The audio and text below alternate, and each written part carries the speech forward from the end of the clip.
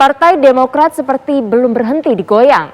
Usai muncul KLB Deli Serdang, kini giliran anggaran dasar dan anggaran rumah tangga partai yang digugat mantan kadernya. Tak main-main, advokat senior Yusril Iza Mahendra didapuk sejumlah anggota Partai Demokrat versi KLB Deli Serdang untuk mengajukan gugatan uji materi ini. Lalu bagaimana peluangnya?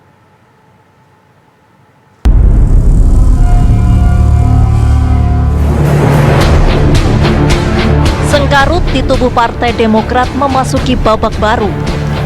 Terkini, eksperimen uji materi maupun formil oleh Yusril Iza Mahendra terhadap anggaran dasar dan anggaran rumah tangga Partai Demokrat tahun 2020 pimpinan AHY seperti kembali memantik bara. Diketahui, Yusril yang notabene pernah diangkat SBY sebagai Mensesnek di Kabinet Indonesia Bersatu Jilid 1. Pun anak Yusril pernah disokong Demokrat saat maju pilkada. Kini justru mengambil peran berseberangan sebagai kuasa hukum 4 mantan kader Demokrat yang membelot dan merapat ke kubu Muldoko. Seakan ingin meredam polemik, Yusril lantas berdalih bila pihaknya tak tertarik untuk cawe-cawe urusan internal Partai Demokrat. Pun Yusril hanya ingin fokus kepada persoalan hukum yang disorongkan kepadanya.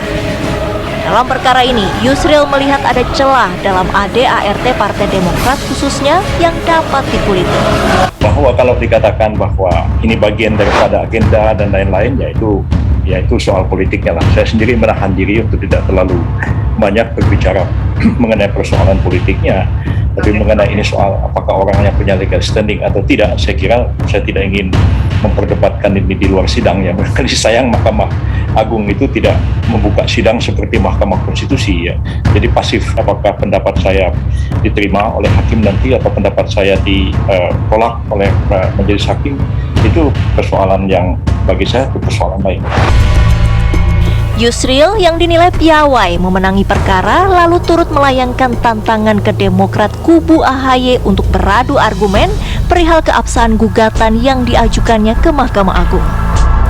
Meski begitu, dalam gugatan yang diajukan Yusril tersebut, pihak termohon adalah Menteri Hukum dan HAM selaku pihak yang mengesahkan ADART dimaksud. Diklaim sebagai terobosan baru, bukan tidak mungkin kelak aksi menggugat ADART suatu partai akan menjadi fenomena tersendiri. Bagi partai-partai politik, fenomena itu boleh jadi terdengar bagai sebuah ancaman. Meski begitu, langkah yang ditempuh harus selaras dengan koridor hukum dan keadilan.